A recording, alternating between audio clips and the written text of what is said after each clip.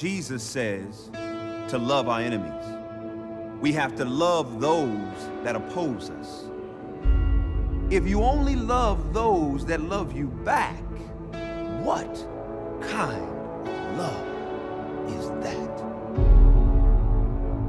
There's something special about you. I can see it. You have a gift, and you have to decide what you want to do with it. I can't. I mean, I play for a team that doesn't even want me.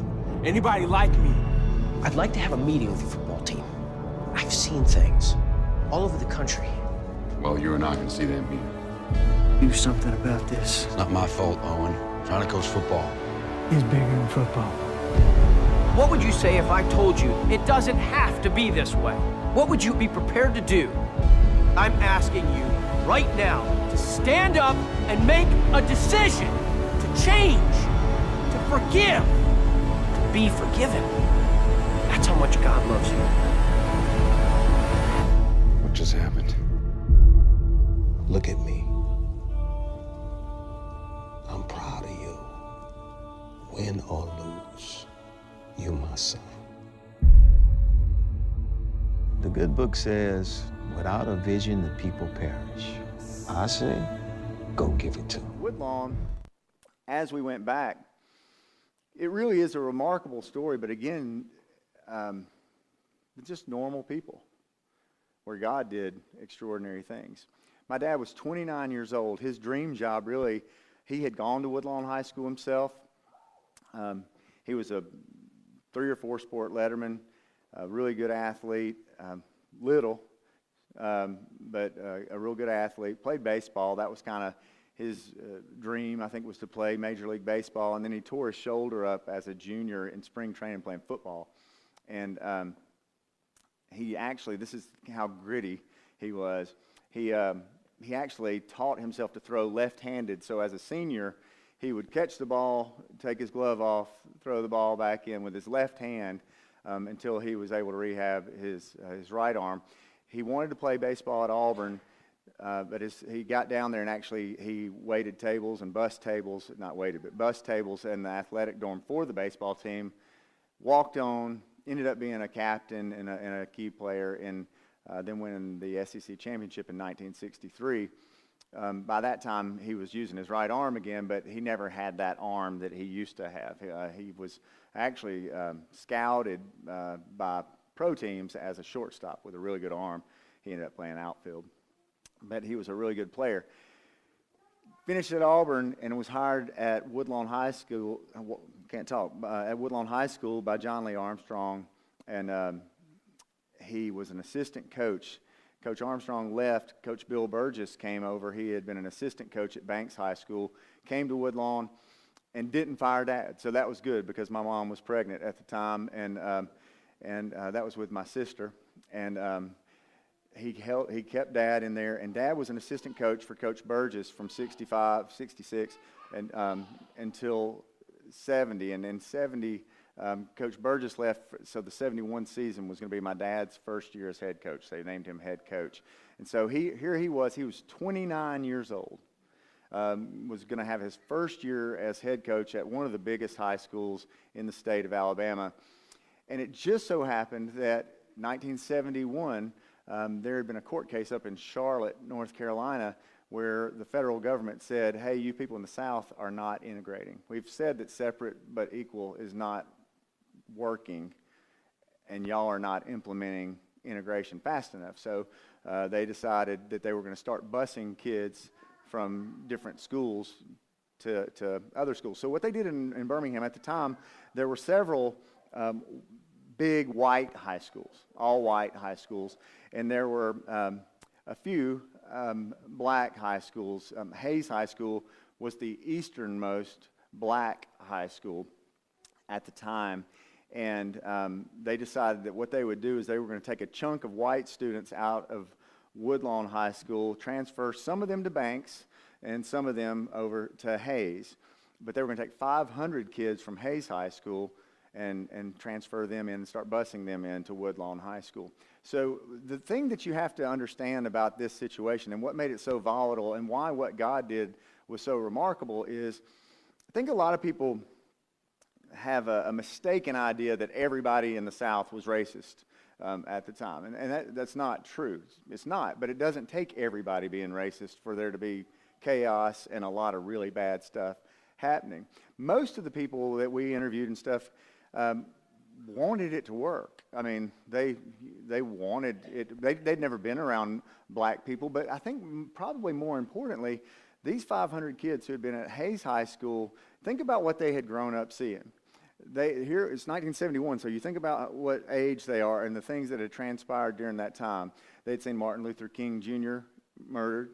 They had seen Medgar Evers murdered. They had seen John F. Kennedy murdered. They had seen the Vietnam War was going on. They had seen Nixon. This is all happening with these people. So there's a lot of disgruntled and disillusioned people at that time who didn't know anything. Worse than that for an African-American kid in Birmingham, Alabama, is the only thing they had seen of white Birmingham that it was what they saw on the news. You know, Bull Connor, that she was the secretary for. But no, that was in the movie, so just so y'all know. Or a Bull Connor-ish type of guy. Anyway, they'd seen the fire hoses, dogs, bombings. There had been around 11, 13-ish bombings in Birmingham. Everybody knows about the little girls who were killed in the bombing of the church, but there were lots of homes bombed. And again, most of these were done by the Ku Klux Klan and just people just filled with hate and wanting things to stay a certain way. And so think about this. If you're, again, as white people, be impossible to ever really know exactly what it feels like to be the minority in a situation like this. So, I mean, all we can do is love and try to understand that and love our black brothers and sisters. I think we got a couple of folks in here and listen about what their experience is. At that time, though, think about what they're coming. These 500 people are going into a school. They have no idea if the folks that they're going to be going to school with are like Bull Connor or if they're nice people. They don't know. And as human beings, we're wired to have an adrenal response to stress. Does anybody remember learning in school? We got some young people in here who might remember there's two responses you can have to stressful situations. They are blank or blank. Fight or flight. That's right. So think about that. In the pure natural physical sense, you have a fight or flight response to any stressful situation that you face, if we're talking about just from a purely physical standpoint. So you may have had a number of the kids coming in who were more like, I'm just going to stay to myself. I'm not going to, rock the boat and keep my head down, do my work, and get back home. But then you may have had some who were like, I'm not going to take any crap from anybody. I don't know if you can say crap in a church, but I did, so it's on video. I've got that. But so that was going on. And then you had folks on the white side, and again, it doesn't take everybody being filled with hate. It can take a few. And there was a lot of bad stuff that happened. I mean, really, really bad stuff. There were guys who would wear motorcycle chains as their belt, so they would have something to use as a weapon. There's an incident in the book of a guy who literally takes a gun out of a guy's hand in a car, pumps it, and shoots into the car, and it just happened to not be loaded. I mean, it was just craziness. And so you've got that, and then you've got a guy who's ultra-competitive first-year head coach. Coach him up, And that was what Dad walked into. And so Dad was not a Christian. He, I think most people would say he was a good guy. But he just wanted to win. He wasn't a racist. He was probably prejudiced against bad football players. Was probably the only thing that he really, but he wanted to win. And so his big thing was, how can we have some unity in this situation? And so he wasn't really, it was kind of like, big deal, all this, what do we need to do to win? which is also not a good attitude. I mean, you know, it's not racist, but it's also not dealing with the reality of what the situation was. So their first year, they were 5-5, and Dad probably hated mediocrity worse than like you being bad. I mean, he would probably say, "Don't, you know, anybody can be average. That's what average is." But you know, and he hated that.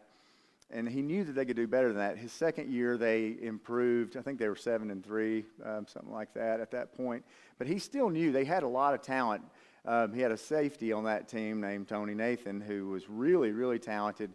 And he was a sophomore that year. And that class had a number of really good players. And so Dad was like, what can we do to kind of get over the hump? And it was about that time, and I'm going to get a sip of water, if y'all don't mind.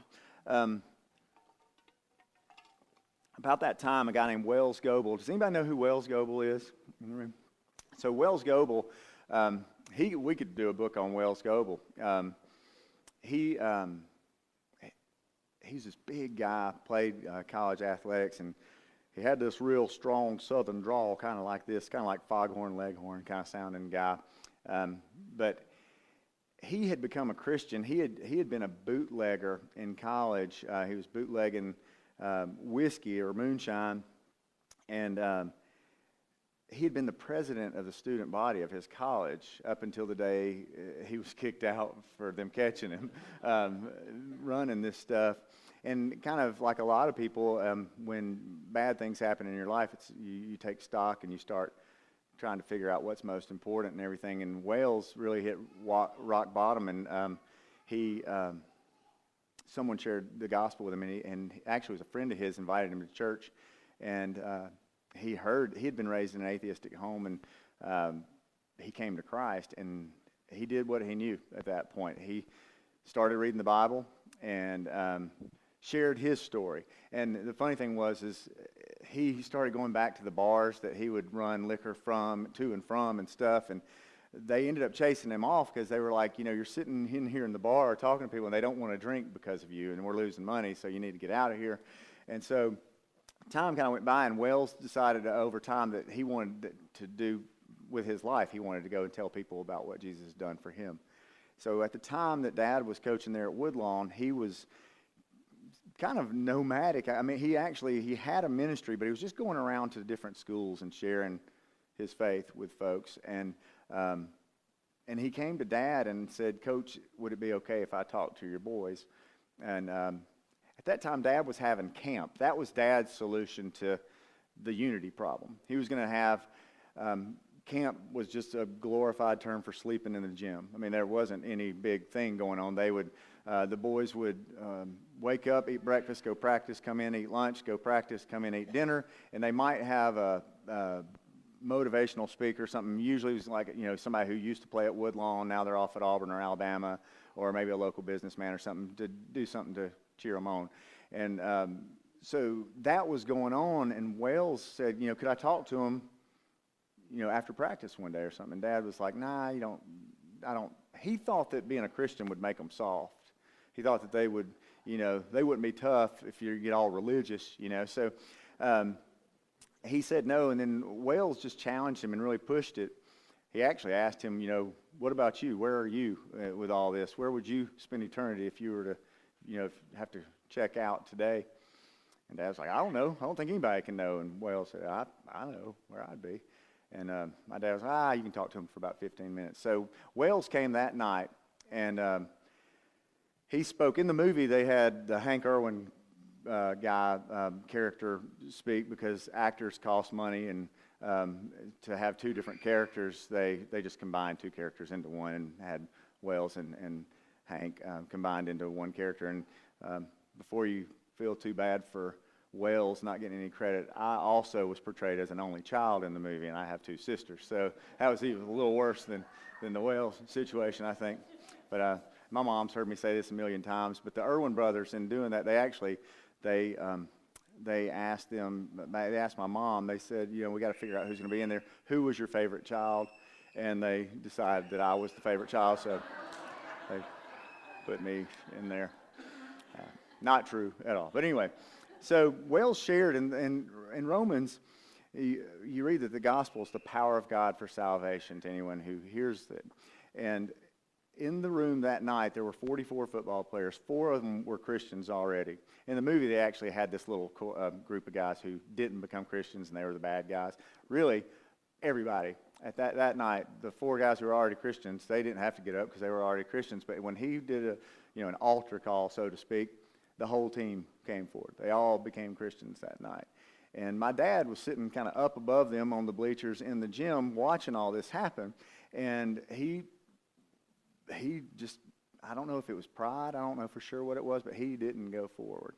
And he would tell you that he kind of thought, this will probably wear off. This is a emotional thing. And I think he's probably divided on his thoughts, maybe they'll be more united now with this, but I sure don't want them to be soft. It was just kind of this.